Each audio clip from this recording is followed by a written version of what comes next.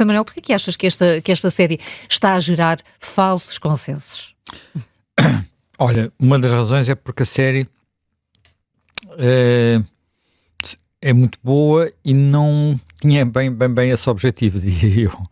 Quer dizer, eu já assisti a algumas entrevistas, li entrevistas com os criadores da série e claramente eles estão... portanto, o gatilho para a ideia surge de casos concretos. Portanto, houve no Reino Unido casos de violência juvenil e concretamente de assassinatos em idades muito novas, portanto não muito novas. Nós em Portugal temos situações parecidas, não talvez tão limite, mas temos situações parecidas, não é? Portanto, muito graves. Ainda agora, muito graves. Hoje há uma notícia sobre um caso de uma rapariga de 16 anos, portanto um bocadinho mais velha, que é violada por 3 rapazes em Loures, que é lá de Lisboa. Onde de ontem há uma outra notícia de agressões muito graves a um rapaz em Cascais. Portanto, eu não sei se tu és de Cascais, mas eu penso que ele é mesmo ao pé do mercado, pelo que eu percebi. Perto do mercado de Cascais? Pareceu-me, não tive bem a certeza. Eu não consegui perceber qual era a escola. Pois. Mas... quer dizer, mas não posso estar enganado. Portanto, tinha uma questão, essa aí de facto tinha a ver com com um post. Com uma portanto, story. Com uma história, mas, digamos, questões dessas podem... Quer dizer, neste momento é uma story... Portanto, é uma coisa das redes sociais, mas as redes sociais são uma espécie de grande parede onde se põem coisas, não é? Portanto, e antes essas paredes também já existiam, às vezes.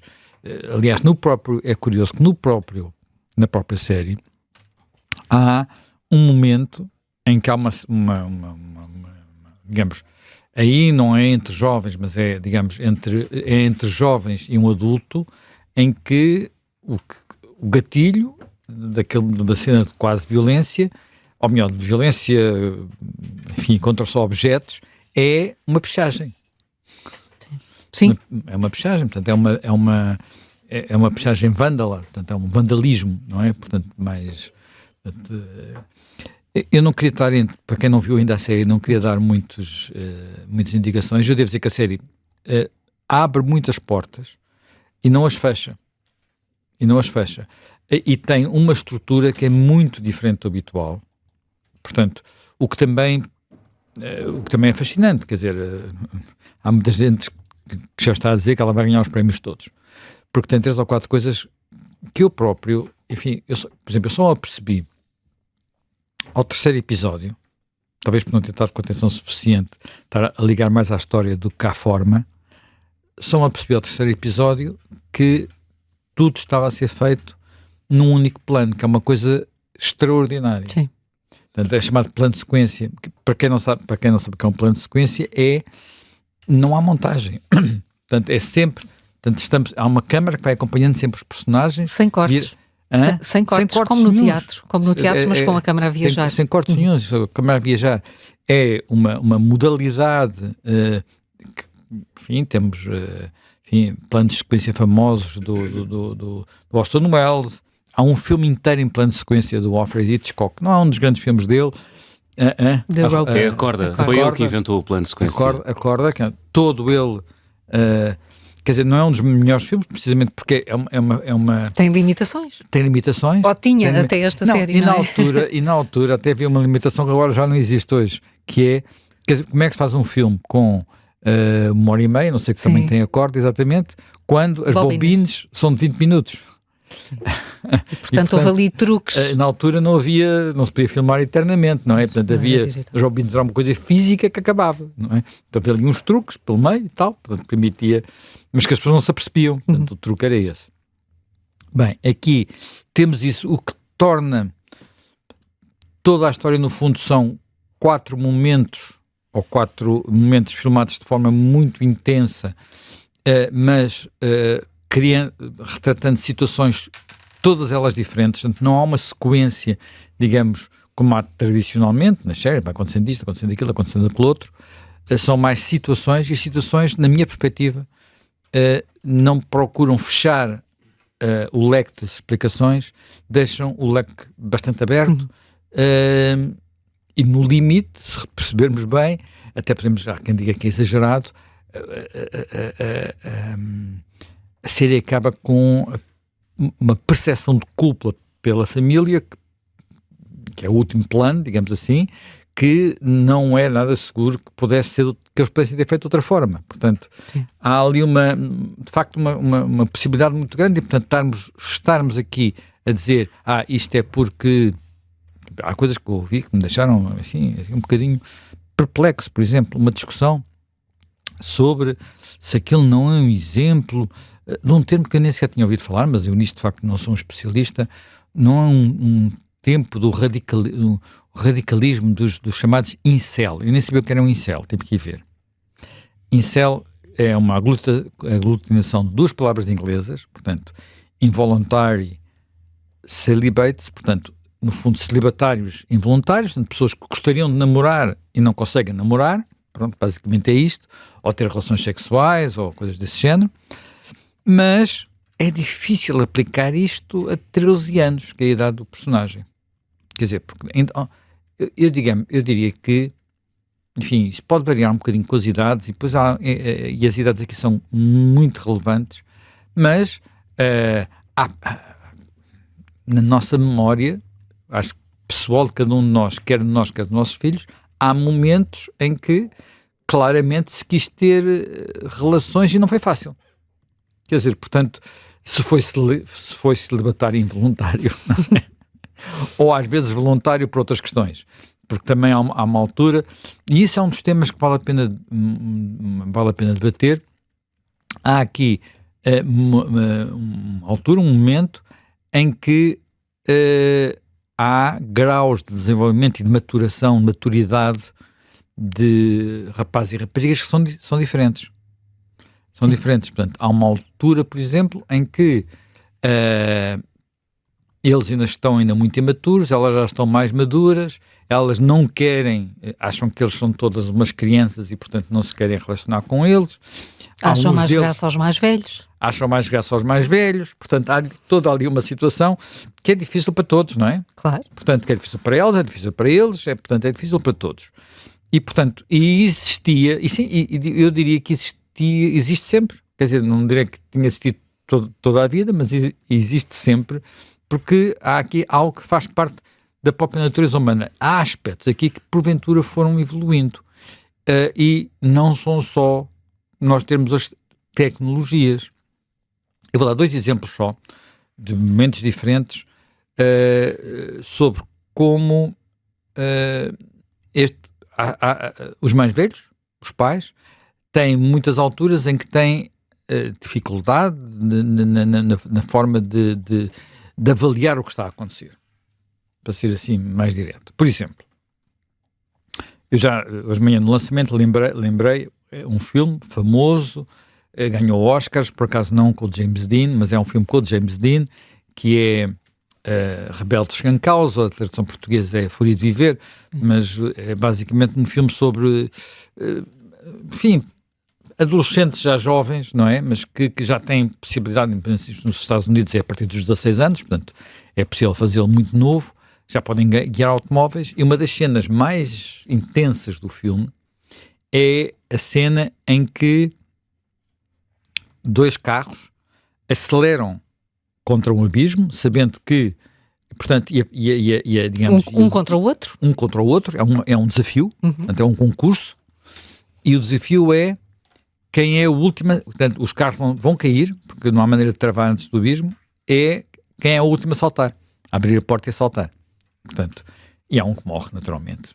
Quer ser o último e cai vai até ao fim. Vai até ao fim. Não é um assassinato, como retratado nesta série, mas é uma situação absolutamente limite, numa altura em que, como acontece quase sempre, há uma ruptura cultural quer dizer, há sempre rupturas entre pais e filhos. Ali estava a haver essa ruptura, estava a aparecer o Elvis Presley, estava a aparecer o rock, portanto, coisas completamente, digamos, completamente perturbadoras para a geração dos pais desses jovens, mas que se nós pensarmos um bocadinho, volta a acontecer o mesmo na década de 70, volta a acontecer o mesmo na década de 80, volta a acontecer o mesmo na década de 90, e eu lembro-me, por exemplo, houve uma altura, houve um livro que foi editado em português, teve bastante sucesso, E visto hoje à distância, é tão disparatado. E é de uma pessoa que ao mesmo tempo foi tão importante na história da filosofia do século XX. Estou a falar de um livro do Karl Popper sobre televisão, em que ele achava que a televisão ia acabar com o mundo, ia acabar com a democracia, ia acabar com a educação, ia acabar com tudo. E, portanto, era preciso quase acabar com a televisão. Porque a televisão tinha os reality shows, aquelas coisas todas. Lembras-te depois a discussão sobre a primeira vez que apareceu o Big Brother em Portugal? Era uma coisa que podíamos considerar praticamente intolerável. Hoje em dia, enfim, continua a haver, já ninguém liga, já não tem as mesmas audiências, mas continua a ser, digamos, não o melhor exemplo de bons comportamentos. O que se passa naquela série, pela ideia que eu tenho, que eu nunca vi, desde o princípio, só vi... Não fazem nada, só vi uma altura... sempre, ou estão sentados ou estão deitados, porque ainda houve uns em que eles tinham umas hortas, umas coisas, faziam alguma coisa de útil.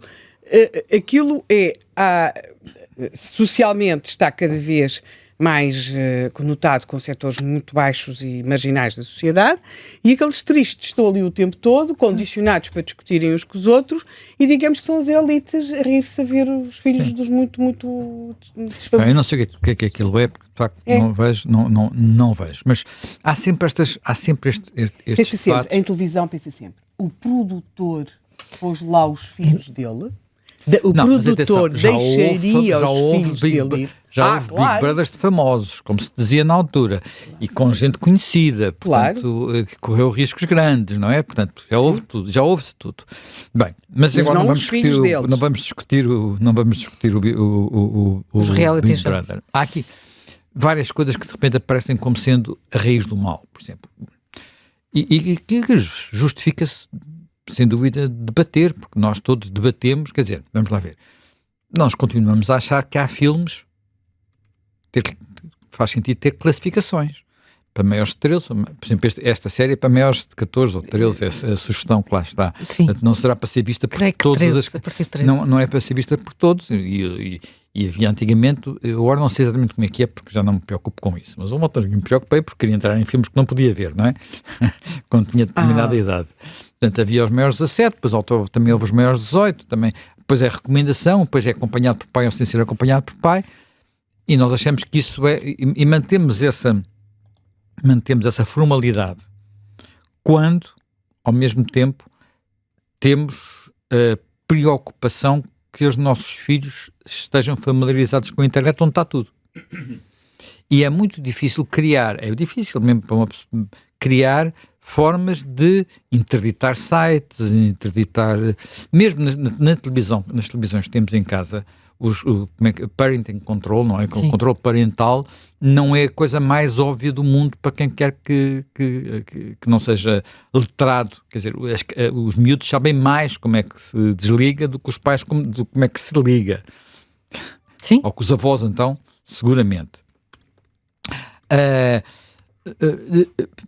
Discute-se, e eu acho que faz sentido discutir, faz tudo refletir mais do que discutir, por exemplo, em que idade é que o telemóvel, sobretudo o smartphone, porque isto está aqui um tempo antes e depois do smartphone. E só para ter uma ideia sobre esse assunto, reparem, quando as primeiras redes sociais surgiram, não havia smartphone. Ou melhor, havia, mas era uma coisa de 2% da população. O Facebook é de 2007 ou 2008. Em 2014, que foi quando o Observador foi lançado, os números em Portugal de smartphones era 15% da população. Isto é, 7 anos depois de haver Facebook, ainda os smartphones eram uma coisa de elites. Depois, rapidamente, chegaram a praticamente 100% da população. Hoje o estranho é não haver alguém a andar com um telefone antigo. Uhum. Há pessoas que fazem isso porque não querem, por várias razões, mas é o estranho, e regra geral, quem não quer são pessoas mais velhas. As redes, portanto, claro que há redes sociais que já são desenhadas, por assim dizer, para smartphones. A mim pessoalmente, algumas delas eu nem consigo verdadeiramente entrar nelas, porque a raiz delas é uma coisa que me faz confusão. Eu estou habituado a ver vídeos horizontais, faz-me alguma confusão pensar que a regra hoje são os vídeos verticais. E os vídeos verticais não é porque sejam... Quer dizer, nós olhamos para uma televisão e os vídeos continuam a ser horizontais, não é? Nós vamos ao cinema e o cinema continua a ser horizontal, como dizia um amigo meu fotógrafo, e perguntava-me, mas porque é só ter as fotografias horizontais e nunca pôs a máquina ao alto? Ele dizia, os nossos olhos estão um ao lado do outro, não estão um por cima do outro. Uma expressão que eu nunca mais me esqueci, isto já foi há muitos anos. Mas, como o formato do telemóvel é vertical, não é? Portanto, por razões que têm a ver com sua usabilidade, de repente os vídeos são verticais e há redes sociais que já estão criadas para praticamente só ter, e fórmulas que existem mesmo nas redes sociais mais tradicionais, no próprio Facebook, que foram adaptadas para isso. No início, quando começou, por exemplo, o Instagram, eu entrei no Instagram logo no princípio. O Instagram só tinha fotografias quadradas. O que era sempre um problema, como é que nós, que temos uma boa fotografia horizontal ou vertical, com o formato com que tínhamos as fotografias, como é que a colocamos no Instagram? E, ao princípio, até havia umas aplicações que punham umas margens para a gente poder pôr a fotografia e tal, eu usei essas coisas todas. Eu agora uso muito pouco redes sociais, vou lá relativamente pouco, já não faço isso. Mas experimentei-as todas até para conhecê-las. Hoje já tenho dificuldade, confesso, até por me sentir desconfortável com os vídeos verticais, a entrar no TikTok ou no Snapchat, nessas praticamente são só coisas de vídeos verticais. E rápidos e por aí adiante. Mas a primeira rede social, ninguém se lembra, depois ela foi trucidada pelo Facebook, era uma rede social onde, talvez por não haver ainda os filtros, por não haver isso, era muito fácil encontrar conteúdos de cariz sexual, que era uma coisa chamada i5. Quase ninguém, na altura experimentei para ver o que era, não é? Faz parte da nossa profissão perceber o que é que as pessoas estão a ver, e percebi muito rapidamente que aquilo tinha muito, não sei porquê, portanto, e não sei porque é que desapareceu, não fui estudar isso, tinha isso. Portanto, nós temos aqui várias questões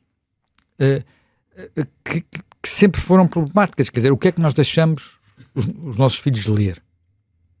O que é que, isso ainda antes de ver televisão. Depois o que é que os deixamos ver na televisão? Quer dizer, todos nós somos do tempo dos programas que diziam é tempo de ir para a cama, não é? Do Vitinho, não, mas antes do Vitinho houve outros equivalentes. Hoje já não há nada disso. Mas sobre isso ninguém acha que isso faça sentido sequer.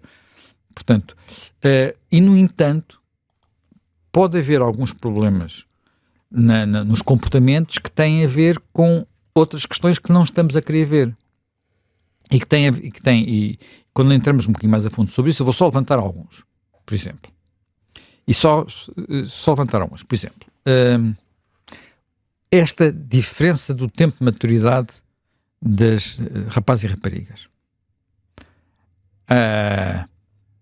Há portanto, há livros publicados sobre isso já, inclusivamente no Reino Unido, nos Estados Unidos, sobre as dificuldades que os rapazes na adolescência estão a ter para se adaptar a um mundo que não era um mundo, que é um mundo muito diferente dos seus pais e dos pais com eles. Repara, nós vimos de um tempo, eu não estou a defender que era melhor, atenção, estou a dizer, vimos de um tempo em que a divisão de trabalho entre homem e mulher era bastante mais tradicional, quer dizer, por razões, algumas delas que vêm desde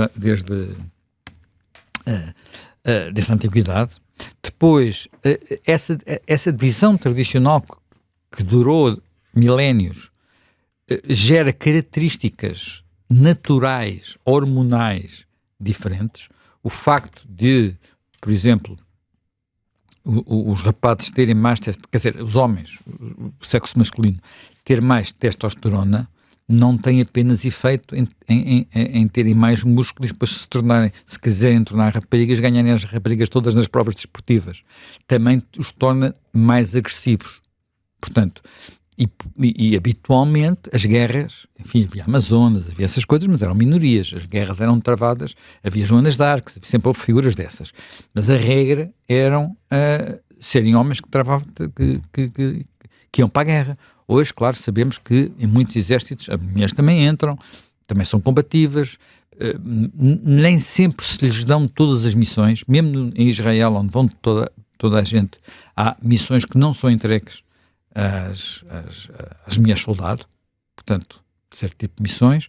Portanto, há aqui coisas que fazem parte da nossa natureza mais genética quase, mas há um discurso, às vezes um discurso e enfim, isto é um debate muito antigo sobre se nós somos apenas um papel branco onde se escreve o que nós quisermos, ou se somos um papel que já vem com coisas escritas, nomeadamente os nossos genes, que fazem com que, naturalmente, que se possa moldar pela cultura a nossa evolução, e nós hoje, naturalmente, que até pelo facto de termos uma cultura e de termos uma civilização e de termos ciência antiga e de termos capacidade de ler e escrever, não ficamos prisioneiros daquilo que é a nossa natureza, não é? Portanto, conseguimos ultrapassar isso em muitos aspectos que não é apenas as formas de comportamento, mas já diferenças que não deviam ser completamente ignoradas.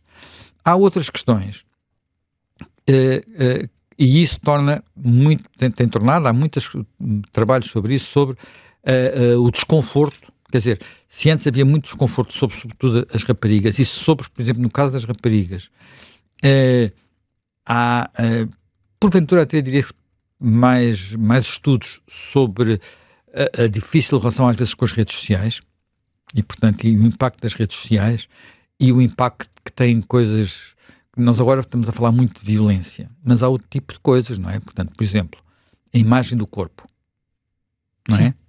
A imagem do corpo. O TikTok das raparigas. A imagem do corpo. E depois sabemos que há momentos, eu diria que quase todos nós passamos por isso na vida. Há momentos em que eu queria não estar a dar muitas aberturas para o que se passa para a história, mas há uma das coisas que aquele miúdo, que até é um miúdo que toda a gente olha para ele, já toda a gente deve ter visto a fotografia, é um miúdo de giro, que ele se acha feio. Eu acho que qualquer adolescente, porventura aqueles que são logo levados para modelos muito cedo. Mas mesmo esses têm têm imensas inseguranças. Em relação a si. Quer dizer, e então há um momento que é horrível, que é as borbulhas. Que é horrível, e é horrível para rapazes e raparigas. De repente tudo se estraga, podia estar tudo bem, de repente tudo se estraga. Não é? Com uma borbulha. Estás-te a rir com uma borbulha ou com mais do que uma borbulha? Claro, mas às vezes basta uma. Basta para a segurança, para a insegurança. Quer dizer, portanto, há aqui muitas questões que não apareceram agora. Portanto, podem ser potenciadas, podem ser por causa do problema da imagem, pode haver essas coisas todas. Depois há outra questão que me parece também muito relevante, que é, nós hoje temos, para todos os efeitos, famílias que são muito diferentes das famílias que tínhamos há 1 ou 2 gerações. Temos famílias em que, por regra, há menos irmãos, e a coisa pode começar logo por aí, para essa diferença, que é uma diferença grande, ter ou não ter irmãos, porque uma das coisas mais relevantes, às vezes em haver comportamentos complicados, é saber se estamos perante pessoas que têm relacionamentos sociais ou não têm, mas o primeiro de todos os relacionamentos sociais é dentro de casa.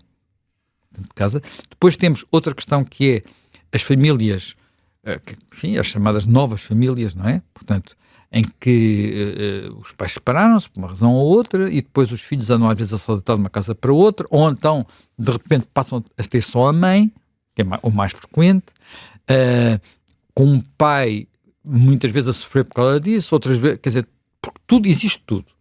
E eu acho que isto não é indiferente problemas que depois se notam na escola. E finalmente chegamos à escola e às regras da escola. E as regras da escola, algumas das imagens, para mim, mais fortes da série, são as imagens dentro da escola. Dentro da escola, e de repente vê-se ali umas imagens que dizem, mas a escola é assim. A escola é assim. Quer dizer, ali, enfim, as escolas no Reino Unido têm uma característica, não sei se serão todas assim, mas têm fardas, que é uma coisa que em Portugal acha-se fascista e, portanto, nunca se pensa nisso. As fardas costumam-se atribuir às fardas 2 vantagens, que é a vantagem de uniformizar socialmente, portanto, não se consegue distinguir as pessoas pela forma como vestem, Portanto, há assim uma espécie de uniformização e depois há um lado de alguma disciplina, porque é preciso manter aquilo como um mínimo de limpeza, o mínimo de asseio, o mínimo de ordem. Nós não temos sequer isso em Portugal. Mas ali são escolas com fardas e de repente percebemos que há ali uma realidade absolutamente caótica. Absolutamente caótica, nada idílica, portanto, e muito complicada. E isso, pelos relatos que vamos tendo do que se passa nas escolas portuguesas, não será muito diferente cá. Não será muito diferente cá. Portanto, por isso é que eu digo, não olhemos apenas, quer dizer, primeiro, situações de violência extrema, mesmo entre adolescentes, não apareceram só agora que há telemóveis e redes sociais. Portanto, casos desses, houve.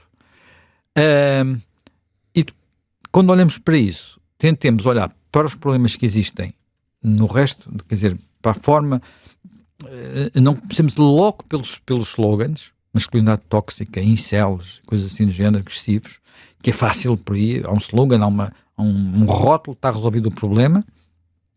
E eu vi uma entrevista feita por uma jornalista famosa ao ator, em que ele tentava não responder a isso e ela insistia. Portanto, passou na CNN. Na CNN americana e transmitida depois também na CNN portuguesa. O bullying não acontece, agora há bullying nas redes sociais, mas antes havia outro tipo de bullying que podia não ser mais agradável de forma nenhuma, podia ter aspectos às vezes piores, às vezes melhores, diferentes. Portanto, nós vivemos um tempo diferente. Agora, e continua a haver questões que são relevantes, que é que regras e que limites é que se colocam às crianças desde pequeninas. Quer dizer, que atenção é que as famílias dão? Que atenção, quer dizer, quando digo a atenção que as famílias dão, pode começar por coisas tão costumeiras como nós irmos a um restaurante e vermos que a técnica usada pelos pais para estarem tranquilos é entregarem um ecrã, pode não ser um telemóvel, mas um ecrã aos filhos, que podem ser muito pequeninos, e se os filhos estiverem com o ecrã, não estão aos gritos, não estão a perturbar, não andam a gritar e a incomodar os outros clientes do restaurante, já os podemos levar ao restaurante, que era uma coisa que às vezes não se conseguia com facilidade, não é? Como se calhar passaste por isso, por teus filhos, numa idade em que não havia tantos ecrãs. Sim, mas os meus levavam lápis de cor e caderninhos. Sim, cada caderninho, mas pronto, quando a diferença para o ecrã é que... Pois, não é preciso a intervenção dos pais. A intervenção é diferente, não estás exatamente a ver. E depois, o simples facto de ver, todos nós escondemos coisas dos nossos pais. Todos, acho eu. Quer dizer, eu escondi. Sim. Não é? Sim. Todos nós escondemos, havia coisas que não queríamos que eles soubessem. Eles às vezes descobriam, outras vezes não descobriam. Mas nós escondemos coisas. Fizemos passar por situações diferentes destas atuais, mas que eram muito perturbadoras, não é? E há coisas, por exemplo, hoje uma das coisas que é muito, muito referido pede-se às raparigas, aos rapazes pedem às raparigas, para tirarem fotografias nuas da cintura para cima. Portanto, topless. E depois isso é partilhado nas redes e não sei o quê, e isso pode ser um problema. Portanto, às vezes vê-se referências a isso. Bem, há 20 anos, o topless nas praias portuguesas era comum. Deixou de ser. Portanto, havia sobre isso, eu diria quase, mais licenciosidade do que há hoje. Qual é a leitura que nós fazemos? Hoje estamos mais púdicos do que há 20 ou 30 anos? Ou o que é que aconteceu? Eu não sei explicar, quer dizer, mas de repente disse, mas porquê é que quando há uma coisa que eu acho que só pode ter efeitos complicados, não é? O tipo de pornografia que está disponível online, que era uma coisa a que eu recordo-me da primeira vez em que vi uma imagem desse género quando era adolescente, e foi e depois a segunda foi para aí anos depois, porque ainda tinha havido um coleguinha que apareceu com uma que descobriu não sei onde e que estava a mostrar a turma toda. É uma turma só de rapazes, portanto estamos a falar também de um tempo diferente, não é?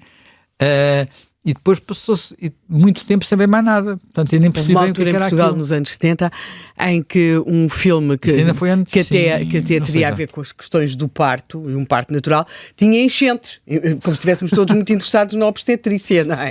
Helga, não era? Sim. Estava tudo muito interessado na obstetrícia. De repente havia uma vocação natural. Porque havia coisas que não se viam, não é? Sim. Pronto. E, portanto, temos aqui isto. Há múltiplos fatores aqui. Acho que os pais hoje, até pelo facto de muitas vezes serem pais que não vivem em famílias estruturadas no sentido tradicional do termo, portanto, em que o pai e a mãe estão presentes, portanto, não quer dizer que há muitas destas situações que estão bem resolvidas. Portanto, em que há filhos de vários casamentos que vivem juntos, tudo se dá bem. E há outras que estão mal resolvidas, porque a relação com, por exemplo, com padrastos ou madrastas não é sempre a mais fácil do mundo. Enfim, há muitas questões aqui. E depois há questões que eu acho que têm a ver com culturas dominantes, com autoridade, disciplina, limites. Quer dizer, portanto, não podem impor limites às crianças, em que altura é que se deve fazer, e deve-se discutir tudo isto e não apenas saber se as redes sociais devem ser completamente livres, se devem ser só a partir dos 10 anos, só a partir dos 12 ou só a partir dos 14. Eu ouvi psicólogos em vários podcasts nos últimos dias defender tudo. Quer dizer, livres não vi ninguém defender. Mas havia uns a dizer que era aos 12 anos, outros a dizer que era aos 14. E vi até uma coisa que eu vou acabar com isto, que para mim foi uma das coisas mais engraçadas. Vi uma ideia apresentada como sendo uma ideia porventura subversiva, mas que é precisamente pela diferença de desenvolvimento de rapazes e raparigas fazer os rapazes começarem a escola um ano mais tarde.